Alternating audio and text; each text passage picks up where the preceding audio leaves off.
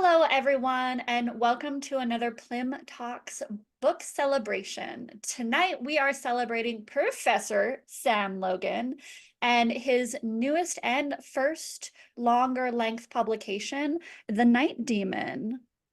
So this is pretty amazing, and thank you for everyone for coming tonight. We have so much excitement in store for you. So be sure to get excited in chat, or if you're watching this on the YouTube channel, share it with all your friends because sharing is caring. So hello, Sam. Hello, thank you for hosting again. Absolutely. Are you ready to party in this day of the spookiness? I am. It's a perfect time of year for it. Yeah. So again, this is to celebrate the Night Demon. When is this book coming out? So it is actually out now. I Wow. couldn't figure out how to delay appropriately through Amazon's self-publishing, so I just had to get it out Yeah. there. So it's available So now. the downside, I can tell you this. The Yeah, downside is they don't do paperback pre-order. You can only do ebook pre-order. So yeah, that's what I learned after the fact. Yes. yeah, they're not super smart in that way because you'd think like an author is going to want to pre-order paper books, like people like paper books, but so you'd think being like this hub of like self-publishing or like even indie publishing, they would put that in. Oh yeah, Lore knows. Lore's up. Mhm. Yeah, geez, Amazon, get your shit together. What is this, 1994? um so I will now formally introduce our professor. Sam Logan emerged in 1984 from the depths of the Chesapeake Bay off the Maryland shore. He made it to Oregon, where he is a university professor in kinesiology and teaches courses about punk and body horror. Sam lives with his partner, Kiddo, and Dune the dog. Uh, Featuring. He has stories in Mouthfeel Fiction, Punk Noir Magazine, Divinations Magazine, Major Seventh Magazine, Underbelly Press, and Wall Street, which is forthcoming. And of course, the reason we're here today, celebrating the Night Demon. Ooh. Perfect. Elle is excited about Chesapeake Bay. I think the only thing I know about Maryland is the Chesapeake Ripper from the Hannibal series. Oh, And I that's didn't. where the FBI is, right? They're close by in, Okay. I think, across the line in Virginia, but close enough. Okay. Old Bay is probably the top export of Maryland. Are you familiar with the spice Old Bay? Uh, no. Okay. Well, it's not made up. It's a real thing. Okay. I was like, sure, Look for it at whatever you your at say. your at your grocery store. It should be there. Okay, I will. I'll be like, my professor recommended this. Oh, Oh, Cole's, good. There's what, one. tell me about the bull shark. Yes. Uh yeah. So when I was like 3, living on the Northeast River, they caught I think it was a 10-foot bull shark in the Chesapeake Bay that had wandered up too far. And unfortunately for the shark, they caught it and um, hung it up and had it on display. And Okay, for some rude. reason, yeah. And so for some reason, I assume a parent was with me, but I made it down and saw this at a formative age, along with, seeing Jaws similarly. Yeah. So open water, I can do it, but I'm not always happy about it. See, I have the same thing. I just am so tired of movies that make sharks a villain. Just because, like, okay, I'm gonna go into a rant here. So Go. Jars, fair. It was like the number one, yeah, do it. But then, like, the fact that I feel like evil is very much a human quality. And so people are like putting this evil intent onto animals that are just living their lives and might look a little spoopy or scary. Yep. And like, honestly, when you watch these movies and like somebody's lost in the ocean and the shark is so intent on this one human who has a knife and can fight back, like a shark is smart, like a shark is an apex predator. It's going to go for easier prey because it has to conserve energy versus eating. And that always bugs me. And this is somebody who loves like werewolf movies and shit like that. But for some reason, it annoys me so much that they make these like sharks into slasher type killers. Like it's not true. They're smarter than that for one thing. and like animals aren't evil. Like obviously you're gonna get evil animal ones all the time, but I'm so done with the shark ones where it's like, oh, there's two people trapped in a goddamn cage. I'm gonna spend weeks here Oh my trying to life. kill these two people, even though I have an ocean of fish. Like, no shark is that dumb. Only a human author is that dumb to write that. No offense to anyone who wrote a shark story. I think it's projection though, right? Like Yeah. it's all putting onto them what we actually do, right? Yeah.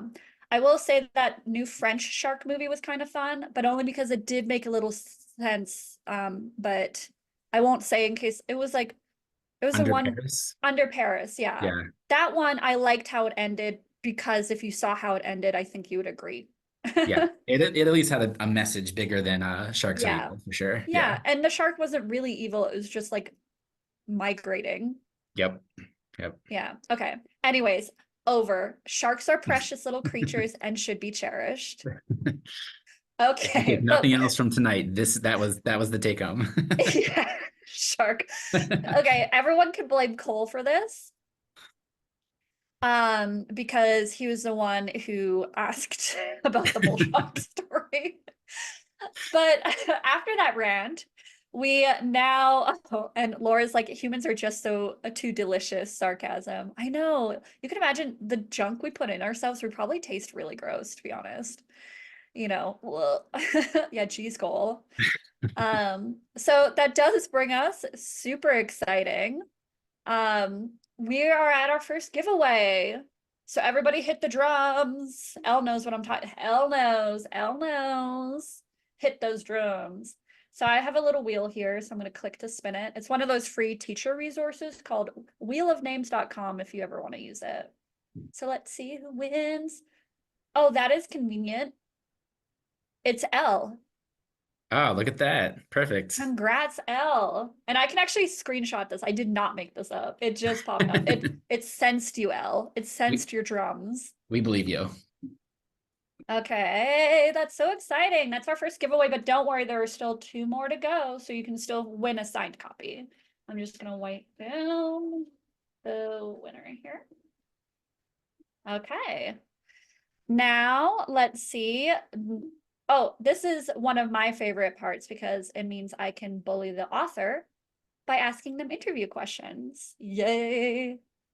Perfect. So, is it, well, now that I know that you're kind of newer on your writing journey, is this your first author interview? It is. Okay, Yes. so I Yeah. should be really mean. Yes, go for it. Okay, okay. So, what's your stance on AI? Awful. Good. Okay, Actually, check. You're not honestly, canceled today. yeah, no, it's funny because my getting involved in this creative writing led to in my academic work writing a letter to the editor of a journal taking an anti-AI stance, and it's gotten some traction with Hell yeah, yeah. professor. Hell yeah. We So love that. I got to quote Cameron Howard, the editor of Skull and Laurel, in that piece. Yeah. So those of you, yeah. Yeah, I love Cameron. Okay.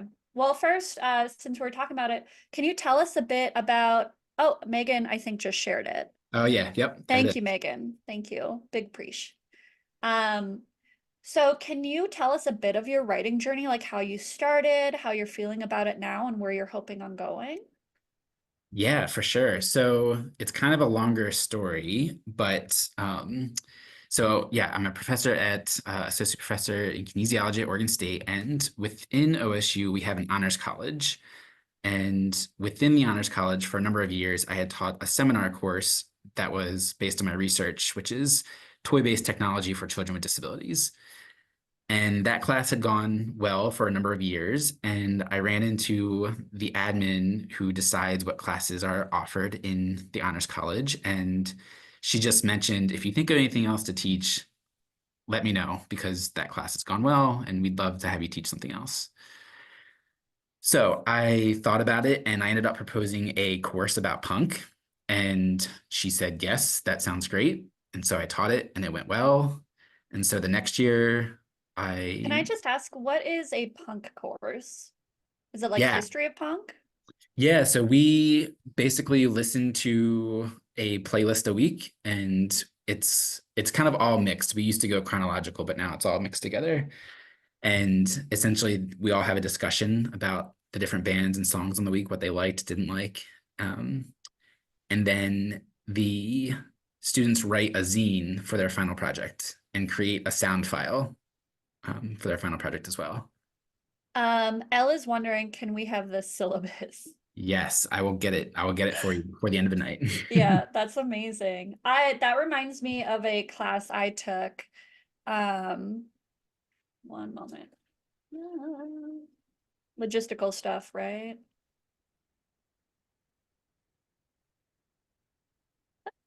Okay. So I took a pop lit class.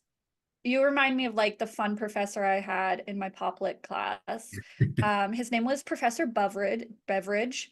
Um, and Actual name? he actual name, Okay. Yep. Beveridge. Yep. He was a tall drink of water. You know what I mean? Sorry, Professor Beveridge. He would find it funny though. So like we went over like Harry Potter, like Pride and Prejudice and Zombies, Bungalow 13, like one of those random romance ones, and things of that nature. And I think we read one of these noir detective books, and it was written by a man and for male presenting readers. And like the woman client comes in, oh no, some guy comes in for the woman client with her resume and is like, this lawyer wants your help. And the detective takes it, and it's a one-page resume, and then there's a bikini photo of her as part of the resume. And I was like, that's what I've been doing wrong this whole time. I haven't been including a bikini pic. And then we were arguing on like how like this detective should have been describing her boobs, but that's a whole different thing. You gotta love those old noirs. These are the kinds of classes that leave the impression that you don't forget 20 years later, right? Exactly. He also, I was really tired of writing essays at that point, and he let me rewrite the really terrible romance book, reread in the style of Pride and Prejudice and Zombies for grade instead. So bless That's you, a great Professor assignment. Beveridge. Yeah. All right. So oh, we were talking about punk. So after that, where does your journey take you? Well, yeah, after that, I just the following year when course proposals were coming out, I had just started reading more indie horror, which I can't recommend enough for those that aren't familiar with. And I'm glad Laura's here because I read their novella Inside Out, and Ooh. it was it just kind of opened up body horror and indie horror for me. It just kind of like cracked my brain open. And so then I started reading more, and then within a month or two, I put together a course description about body horror, and I sent it off to the admin thinking there was no way she was going to say yes to this. And she was like, "That sounds great. You should do that too." So then last fall, I taught body horror for the first time, and um, we hired an editor, Nico Bell, who's a horror author as well, to edit the students' work that they wrote in the classes, their short stories. And we read short stories centered on queer voices in the body horror space. And it went really well. But before I actually taught that class, I mean, I had zero writing experience creatively. And so I thought I was going to try to write a story just so I had some idea of what I was asking the students to do. Like, Yeah. I had no Before idea. you inflict, it's like how cops are supposed to get pepper sprayed in the face Yeah, or exactly. something. I don't know if that's a Yes, like rumor. no, just like that. And like chefs have to put their hand in oil, I'm assuming. I think, yeah, absolutely. Yeah, absolutely. I know what I'm talking about. But it was that like I had no idea, so I was gonna just try to do it and see what happened. And so I wrote something. I got some really great feedback. Shortwave Publishing, which is another Portland publishing place, but Alan, the owner of that, was super generous to give me feedback, and I Oh, knew absolutely nice. nothing about what I was doing. So all that to say, I reworked the story. I eventually I got it published in Mouthfeel Fiction in their first issue, and that was like a bit of a boost of like, oh, maybe this is something I could do. Yeah. And it took a handful of months where I'd write one more I wrote one more thing, maybe two, But then this past spring, I took a writing class, and it kind of just kicked it in gear, and I kind of haven't stopped since. Oh, that's how the addiction starts. Bravo. Yeah. It's really snowballed into can't stop.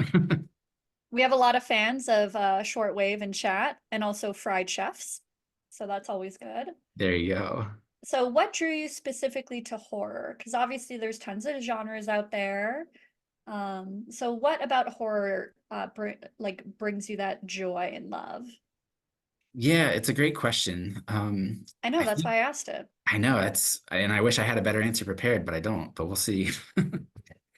Yeah, I think I kind of grew up on X-Files. That was like Oh, for hell yeah. me, yeah, and there weren't, at least not that I was exposed to, but there weren't a lot of other things like it seemed like.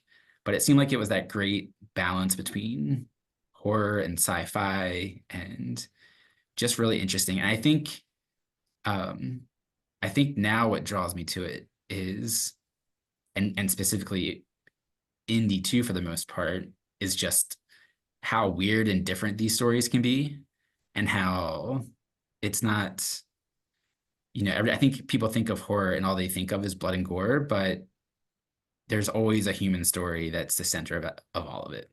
And I so, I yeah. completely agree. I have a lot of people who I talk to and they ask me about writing horror and they say, "Oh, I won't read horror. There's too much gore." And I'm like, "Well, yeah, if you're like watching Saw or Hostel or reading Splatterpunk, then yeah, there's a lot of gore, but there's such thing as cozy horror and like more gothic horror that's more suspenseful." And so I always try to like explain to them that there's like so many ranges within the horror genre, but people always just think it's gore, Yeah, which breaks my heart. absolutely. And even though the ones that, I mean, obviously there's some that are just for the sake of it, but I think if you can Mhm. find the stuff that resonates with you, if there is gore or even, obviously body horror, it's always connected to emotions Yeah, and character and human traits that we all experience or can relate to or try to understand. So yeah, yeah. yeah. I had a friend, Emma E. Murray. I don't know if you've, yeah. We So recently had a conversation about King's Quest was what brought our conversation together. there you go. She was on my podcast talking about extreme horror, and I was complaining like I don't like gore porn, essentially. And she was like, "Yeah, in the industry, it's called gorn." I was like, "Oh, I didn't know." Yep. Yeah. Oh, I love Emma. Oh That's yeah, funny. L says, I always tell people like any other genre, horror is a spectrum. Absolutely. Um, okay, now let's talk about why we're here, Professor. The Night Demon. Can spoiler free, because obviously this is recently out and some people are waiting for a chance to win a signed copy. Yep. But can you tell us what the book is about? Yes. So it is about a woman named Shelly in her 20s, who had a bit of a traumatic childhood, and a specific childhood event triggered her to start seeing a creature in a state of sleep paralysis. And if you're not familiar with sleep paralysis, there's a lot of different sort of variations on it, but the one that's in the book and one that I experienced was when you wake up, essentially your mind wakes up before your body, so you can't move, but you can see or think you see. And um, she sees a creature in that state.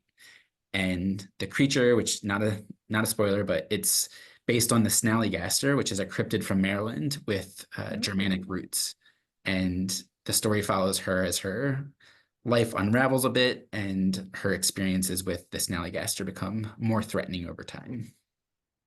You know I love a good cryptid. Yes. Did have we ever discussed favorite cryptids? We haven't, but I listened to the Dead Languages podcast that everyone should check out if Yeah, yes. shout out Mothman Booty, LEL. Yeah, so you have night terrors. Have you ever seen like a shadowy figure? Because I know that's most common. Yes. So that's for years and years, I would wake up every night and I would see a figure standing 10 feet away, the silhouette, and I was locked in sleep, and I would wake up thrashing, and then I would go back to sleep. And it it literally went away overnight the day I moved to Oregon and started my job, my career job, and was stable. And it went away overnight and has not been back since. I still have some night terrors more Yeah. generally, but nothing like that. Well, that's terrifying, honestly. Oh Yeah, my God. every Yeah. night, every night. So I guess like that was your main inspiration for this, right?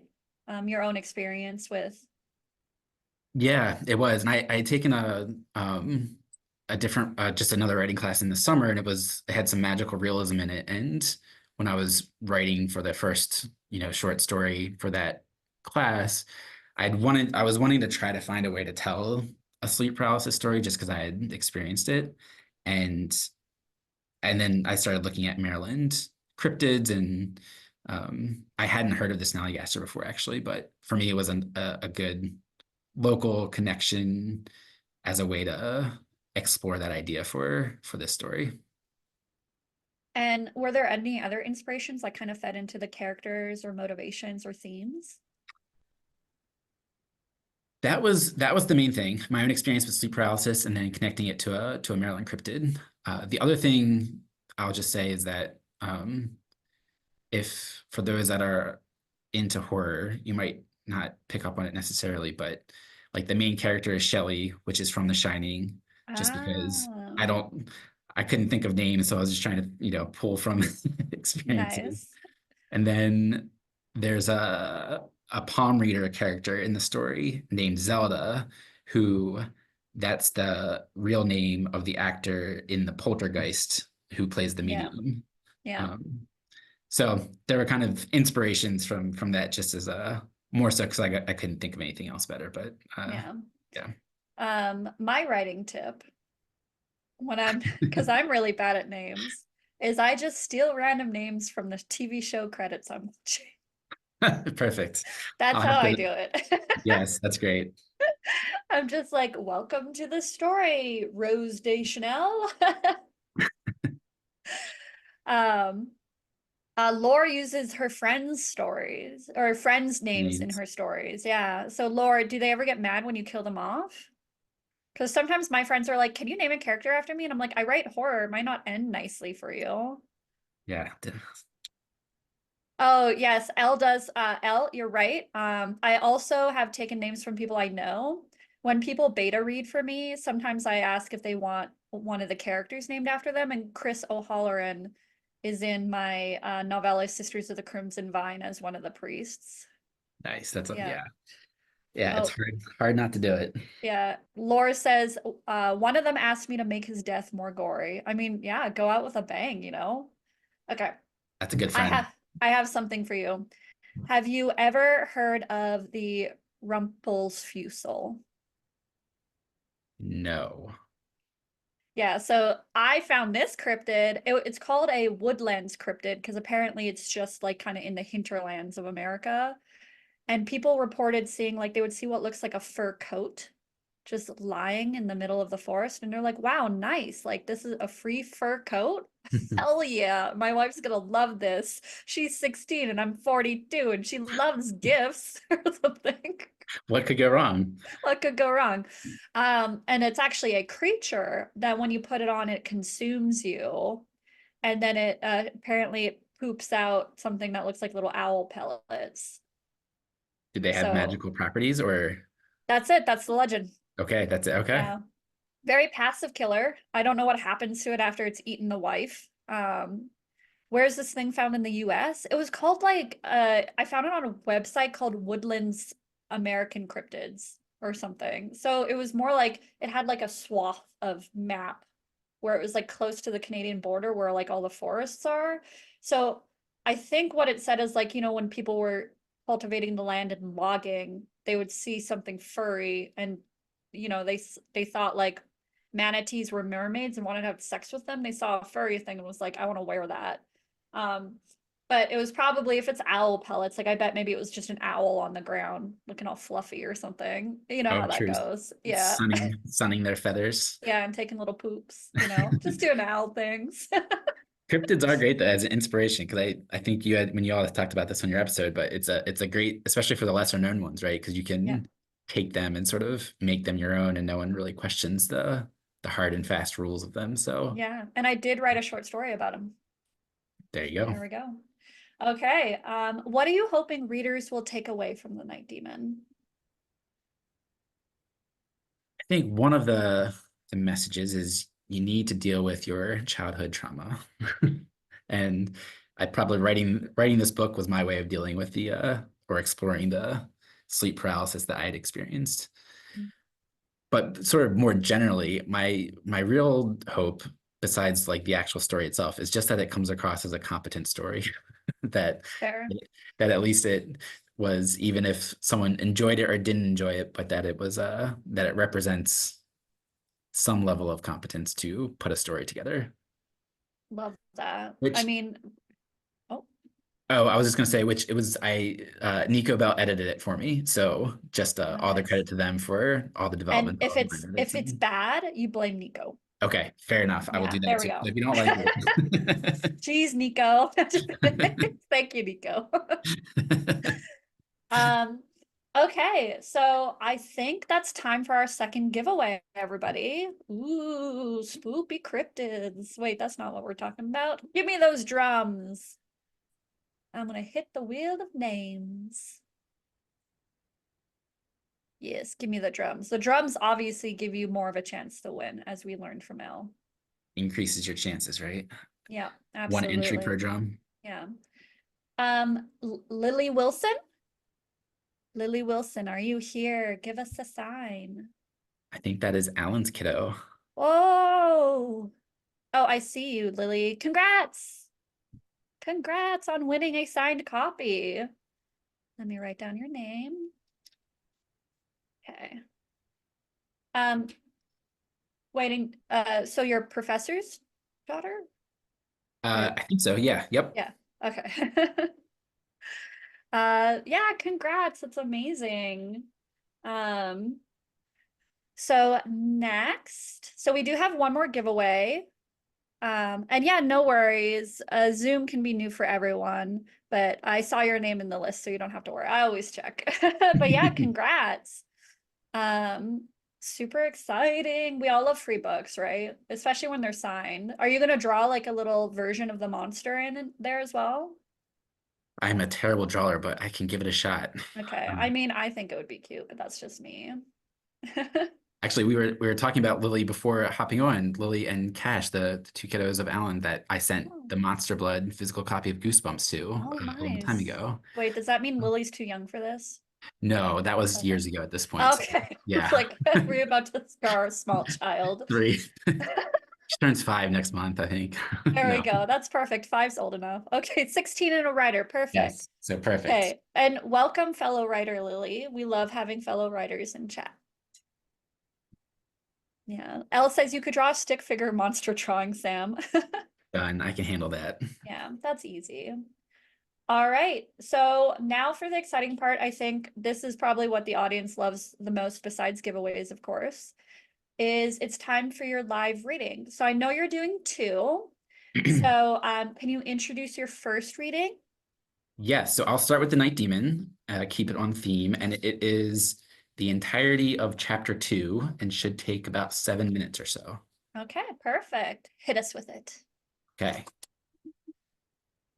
A few hours later, Shelly experienced her first episode of sleep paralysis. Her mind woke before her body, suspending her in a twilight state between sleep and total wakefulness. She was captured like one of the many butterflies she had caught in a net on school field trips to nature centers along the bay. There was an illusion of freedom. Shelley could think, feel, and see, but her body was frozen solid like an iced over pond. Shelley caught a glimpse of a hulking mass perched in the upper corner on the wall opposite from her bed. She tried to scream, but only she could hear the internal shriek as no sound came out. A cold sweat broke out across her brow. She was forced to stare at the creature, and its features blinked into a dim clarity as her vision adjusted to the near pitch black of the bedroom. Shelley's stomach roiled, and a sour taste crept into the back of her mouth. The creature's body was dragon-like, with an enlarged belly and muscled legs that ended with denture yellow and razor-sharp talons. A thick covering of coarse, bristled hair blanketed its shape and abruptly changed to oil-black scales that ran the length of its tail. Its arms were thin, squat, and sinewy, and ended in a pair of claws. An outline of feathered wings was partially in view. The elongated neck curved like a sea serpent, and the head rested in front of its chest. A teacup, saucer-sized and bronze-colored eye with midnight black pupil stared without blinking at Shelly. The lone eye's gaze penetrated her soul with a directness that sent silent shivers down her spine. The top edge of the oriole orange beak hosted double rows of small, serrated teeth. A host of fleshy pink tentacle stalks poured out of the bottom of its beak. In Shelley's mind, she thrashed under the covers, but her body was unmoved. She took deep gulps of air and slowly let them out to try and slow her pulsing heartbeat. Lub-dub, lub-dub, lub-dub. She focused all the effort she could muster and tried to move her index finger to wake her body. She thought she felt it move again just the slightest bit, but she wasn't sure. She took another deep breath. She figured she'd have to wake up on her own eventually, but she couldn't stomach staring at this foul creature. Her chest felt constricted like a python had wrapped itself around her and squeezed tight. In desperation, she focused on biting her lip and hoped she could move just enough to send a jolt of pain through her body and shock it to full wakefulness. She managed to manipulate the fold of the bottom lip in between the top and bottom incisors. In a burst of effort, she bit down and her lip split open. A drop of blood bubbled in her mouth and dripped onto the bedsheet. Her body finally caught up to her mind, and she once again had agency over her limbs. Now fully awake, no longer a prisoner to the world between sleep and wakefulness. Shelley belted a high-pitched shrill that reverberated throughout the small home. Judith rushed to the bedroom and wrapped her arms around her daughter and gave a big squeeze. Shh, shh. It's okay. You're safe. I'm here, Judith said with a soothing voice. Oh gosh, is that blood? Where did that come from? What happened? Judith's tone dripped with dread. I saw something, Shelley whispered into her mom's ear before breaking the embrace. Salty tears flowed easily down her cheeks and left streaks in their wake. Her pajamas were soaked through with sweat and urine, and the copper taste of blood lingered in her mouth. It was disgusting. What do you mean? Tell me what you saw, Judith replied, lips pursed. There was clearly no one there. Shelley's bedroom window was still sealed shut, but Shelley was clearly terrified. It was the ugliest thing I've ever seen. It looked like a winged dragon, but its face was the worst part. One big eye and tentacles like an octopus coming from its mouth. It felt so real, Shelley described the creature. Oh my goodness, you poor thing. Judith rubbed Shelley's back. She recognized the creature from its description. You've seen the snallygaster. Judith looked into Shelley's eyes and saw a glimpse of the fear that remained. Judith never told her the story of the snallygaster because she didn't want to unnecessarily frighten her. Never mind that her German grandparents told her about the folktale when she was just a child, giving her nightmares for months. Judith was relieved it was only the mythical creature that Shelley saw and not some home invader, or worse, her father who decided to come home. The snallygaster is an old folktale that your Opa and Omi told me about when I was a few years younger than you. They said it was a creature that preyed on children's fear. It stalked the scent of fear from the underworld to ours. Its tentacles act like probes to root out scared little boys and girls. Judith waved her fingers in a spooky gesture, moaned cartoonishly, and laughed to lighten the mood. Shelley managed to crack a smile. I tell you all this not to scare you, but to show you that it's just a story. These kinds of tales are deep within our family and culture. One of the cousins must have told you about it, or you were within earshot when they were torturing each other with scary stories. I guess you're right. Shelley wasn't sure if she was trying to convince her mom or herself that she was fine now. She pulled her legs to her chest and clutched the cat stuffed animal in her arms. She wanted to believe her mom, but something nagged her from the back of her mind. She couldn't help but think that the snallygaster was biding its time to strike. Come on, you can sleep with me tonight, Judith said. Shelley took her mom's hand and followed her into her bedroom. End chapter. We had some comments here. Elle was incredibly not happy with imagining this in her room. Yeah, don't want to see it at night. I said it's probably in the corner of her room. She was not happy with that. Also, shout out Baltimore because of the Oriole, the bird. Yeah, so it's the Maryland State Okay. Bird. So link that with the Okay. orange. Yeah. Ugh. Everyone's like, is she actually safe? Oh, Nico says, I love horror that's based on folklore. Elle says, okay, but the name Snallygaster sounds so cute. And I said, that's how it tricks you into letting it get close. Yes, and And although I was just gonna say, oh, I know that tentacles are overdone in the cosmic horror space, but if you look up the Snallygaster, that's what it has. So Lily says, such a great chapter. The imagery is so vivid. Oh, and that's so true because I said the imagery, like you can tell that you've pulled it from your experience because of how real it felt, like very authentic. yeah, great, Katie says, I'm so excited to read the whole thing. And Kathy, I love a good monster. great. Yeah, it's Yeah. terrifying. Yeah. Especially the description. Like imagine seeing that in a corner of your room though. Well. Yeah, and being locked in and not being able Mhm. to move, but your mind's awake and you're just And then your mom's like, well, better that than your dad. I caught that. I was like, oh God, what's his dad like? Gee. that's chapter one. Yeah, apparently. Okay, so what do you have for a second reading? Okay, Super exciting. the second one is it's called They All Must Go, and this was published in Punk Noir magazine. Oh, nice, exciting. Was this one of your first publications? It was, I think this was the second one. Yeah, and this one more, I'd say the cryptid one was my first shot at something other than some more of the body horror stuff I've done. Absolutely. So anyway, this is Oh more yeah, because Megan says very good, very different than some of your other writing. Yeah, sounds we have like a she's checked some fan. of it out. Yeah, absolutely. Okay, hit us with it. Okay, this one's only 500 words, so brief. They all must go. You used to love your fingernails, a weekly visit to the local salon for a manicure, a top coat every few days. You treated them so well, like a mortician who preserves the hands for one last viewing. Now you hate them. One day you looked down at your hands and all you saw was your mother.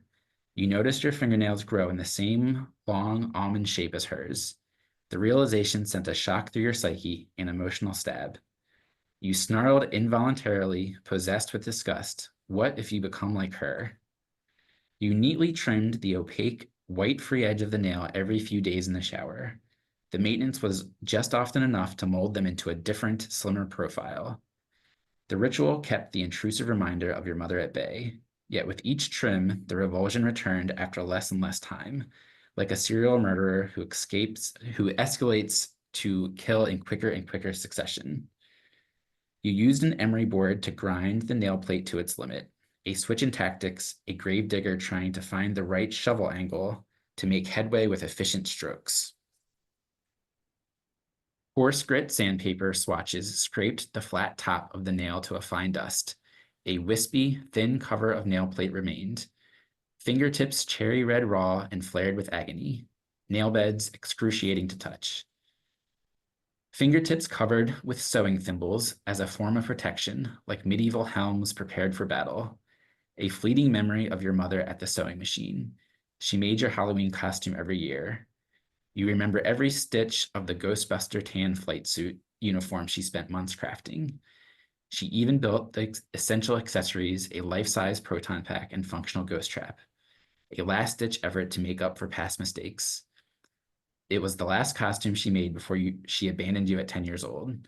Your father no longer exciting enough to hold her attention, or maybe it was you she was running from.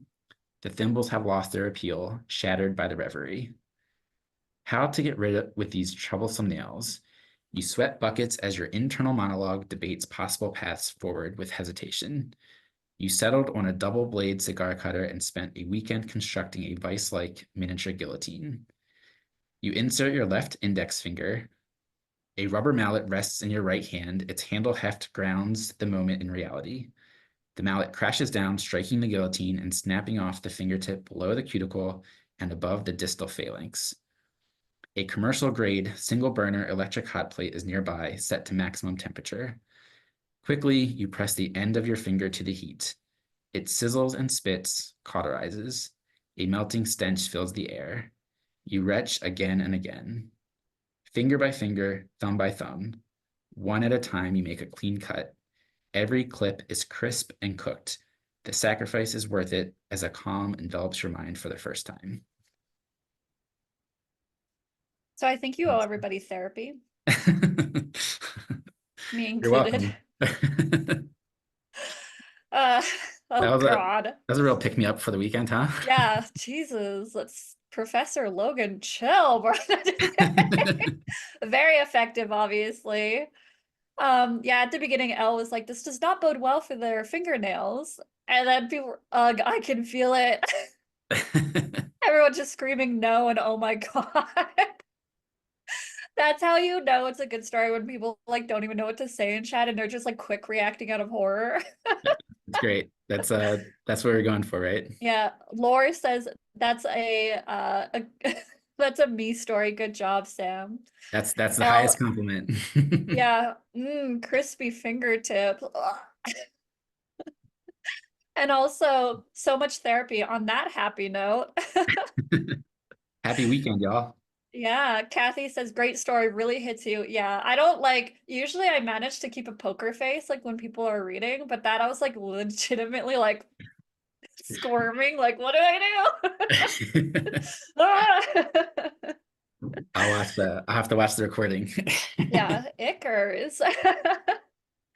All right, so we have just enough time for the last giveaway and then the author Q&A. So think of your questions to ask Professor Sam Logan. So everyone, yeah, hitting me with those drums. I'd love it. Let me hit my wheel of names. Let's see what happens. While you're doing that, I'm putting in the chat, if it'll let me, yeah, do it all. I'm putting links to some of Oh, my okay. favorite people, some of which are Aw. here. So also for those that are friends and family who might not be exposed to indie author, there's a group of links that you pick from any of those and you'll find something Oh my God, that that's I so love. So sweet. yeah. Thank you. Okay, I have the winner, everyone. Dun, dun, dun. Our next winner is Kathy Palm. Kathy! Congrats, Kathy. Let me write your name down. Yeah, congrats. Super All righty. exciting. And since we're sharing links, if you didn't manage to win, you can find the link here plus Sam's website and Twitter. So you can follow him on Twitter, you can visit his website, and that's where the copies are if you missed out and you still want to buy one. So yeah, congrats all of our winners. Again, I will be contacting you after the event to put you in touch with Sam so you can share your shipping. And then you'll get your signed copy with a drawn monster in it, as I promised for Sam. And Arwen says, you're awesome too, Sam. And they watched this with their writing group and enjoyed it too. They all enjoyed it. Awesome. Yeah, thanks for Yeah. coming. So now let's grill Sam again to punish him for the fingernails. So if anyone has any questions, just throw them in chat. I will start myself, as I always do. Sam, what are you working on right now? What do you have coming out? Yeah, great question. That's why I asked it. Yeah, I know. That's my stall, so I can think of an answer again I real know, quick. and that's why I always say Is that what everyone always does? yeah, so that's why I always say it because I'm annoying. Yeah, At least I admit so it. so next Friday in I don't have the link pulled up, but Wall Street, my very first paid publication is coming out, a piece called Water Loss. And actually it was for the Flash on the Fly, which was that flash fiction contest that comes out every once in a while. I didn't win the contest or anything, but I wrote it for that prompt in mind and ended up being the first paid short story. So that's coming out next Friday. And then I'm currently working on a few stories. I'm taking another writing class this fall, and we're doing a short story a month and getting workshopped. And so I'm hoping to have a few more stories. I have a few other stories in submission right now, but hoping to have a few more by the end of the year as well. Perfect. Yeah. I tried to quickly look up a Wall Street and I couldn't find it. Okay. Sorry. I I think I did. can. I tried to type really fast, but okay. Next question. Also, Alan Wilson says, "We love you, Sam, and are very proud of you." Thank Uh, you. Laura says, "What's your fave movie you've seen this year?" We just watched Oddity last night, actually, Ooh, at the movie night on Shudder. If anyone's seen that yet, what's it it was a great about? it's a great watch. It's oh gosh, how do you describe? I'm gonna get you the actual description. Okay. Yeah, it looks like Nico and Kathy have watched it.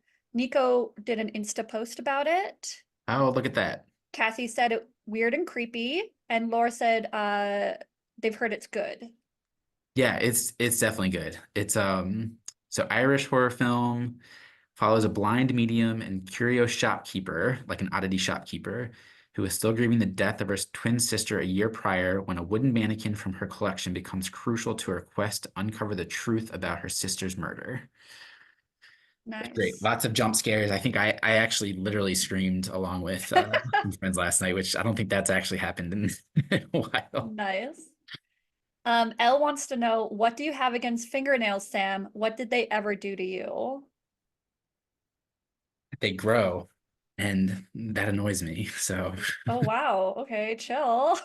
We're all trying to grow out here, Sam.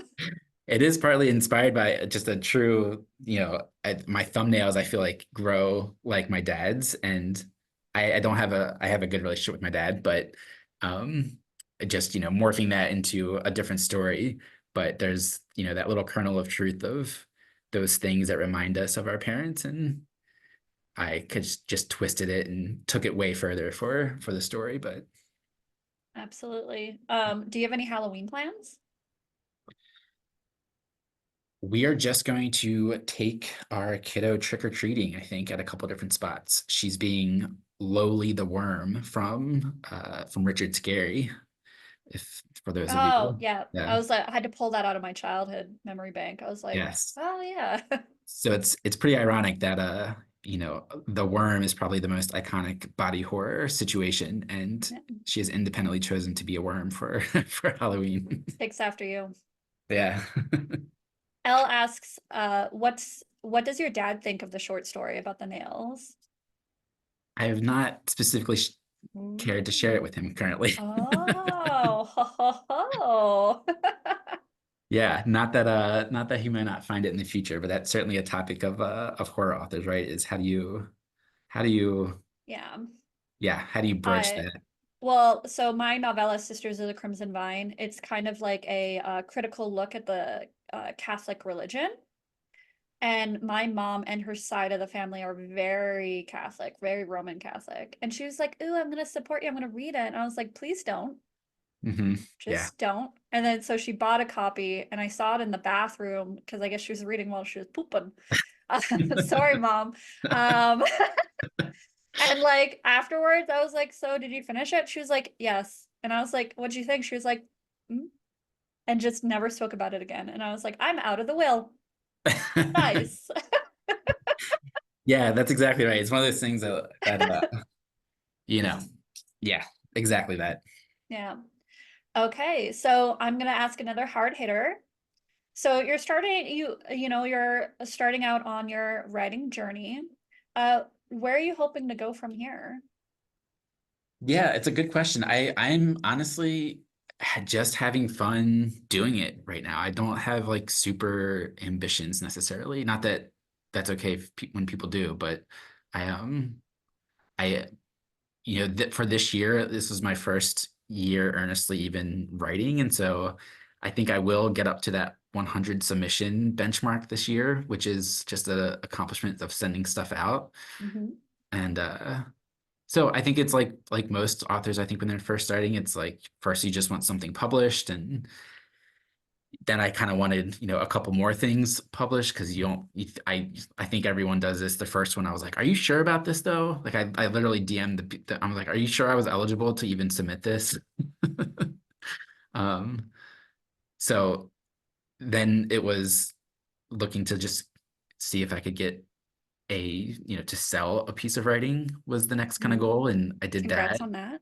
Thank you. And so now I think now it's just kind of I feel like I'll be in that space for a while of just trying to keep getting things published unpaid or token pay, and maybe one day get a pro rate, but Mhm. no no real timeline for any of that stuff. Yeah. Oh, we have actually two questions that came back to back on the same thing. So Lore and Elle have jinxed each other and owe each other Pepsis or whatever that phrase is. Cokes. Um, have you read any good books lately? And then Elle right after, what are some good horror reads you're excited to read or that you think more folks should read? Oh, and it's Cokes. Sorry. The soda pops. That's right. Is it pop up there? I don't remember anymore. I've been in the States too long. I get them all mixed up. Yeah, so good books. So it's been hard to read full-length books recently. That writing class, man, it's like a short story a week. We have an assignment a week, a short story a month, a paper a month, and like all these other things. But let's see. I read Annihilation recently, Jeff Vandermeer, which was really good. Come Closer, Sarah Gran was really good. A kind of a possession story that was just very engaging. Um, let's see, what else have I read? I think those are the most recent ones. Pocket Knife Kitty, that's a more recent one, from Ghoulish Books. Give Unto Us, Justin Lutz from Ghoulish Books. Carson Winters, A Spectre's Haunting Green Tree. Read that recently. So yeah, those are a good handful. I mean, not calling you out, but I didn't hear any Plim books in that list. I already linked to it, and I already recommended that one. Wow. Wow. Okay. Uh, I did enjoy the cryptid story as well, but that was a while ago. I Thank forget the you. name of it now. Cryptid I Hunter? have I have moth.exe was Uh, mine. It was confirmed yes, sightings. that Yeah, was your there's three of confirmed them. Yeah, sightings. Al's Yeah. like awkward. Yeah, I call people out. It's okay. Sam and I actually have been talking for a while now. I feel like if we didn't actually know each other, I wouldn't be giving you so much shit. But it's because like we've been friends in the Discord for a while. We're cool. We're cool. I'm less nice to the people who know me. That's good. It's a good. I take that as a compliment. Yeah. Okay. Well, I think it's time to wrap up. Um, So thank you everyone for celebrating Sam's newest release, The Night Demon. If you weren't one of the three winners, I put in the link again right above where Elle is shaming me for being awkward. Um, so you can buy a copy there. And if you do, make sure support Sam. Leave a review on Goodreads, Amazon, your website. Just shout it out on Twitter and at him. It always helps a lot with writing. It doesn't matter where you are in your writing journey. Seeing people read your stuff and enjoy it and call it out. Honestly, nothing feels better. So grab a copy, read it. It's a shorter novelette, so you could like have a nice little spooky afternoon outside, wrapped in a little blankie, have a little cider, and like read The Night Demon, or read it at night for extra terror. Also outside, where like the foxes are screaming. You know how they scream like that? Exactly. At the scene. Make a makeshift Snallygaster monster in the corner of your room while you read it and try to sleep that Exactly. night. Yeah, it's perfect. Yeah. See how brave you are, right, Elle? But yeah, do you have any whenever I say this, it always sounds so sinister. Do you have any last words, Sam Logan? Just thanks everyone, and thanks for hosting. This was super fun. And yeah, thanks again to Nico for editing The Night Demon, and Lore for all the support, and everyone else here as well. It's been super fun to get involved. Discord has been the best thing to happen to a new writer. I've been able to connect with a handful of people, and it's been a game changer in just keeping at it. So Absolutely agree. And if you enjoyed this event, it will be up on YouTube soon. So you can share it with all your friends if you think they might be interested in hearing the readings, or if you're mad at them and you want them to hear the fingernail story. there you go. There you Punishment. go. Yeah. Okay. Until next time. And thanks again for letting me host your event, Sam. Yes, thank you, thank you. Appreciate Okay. it. Thanks, Bye. everyone. We love you. Bye.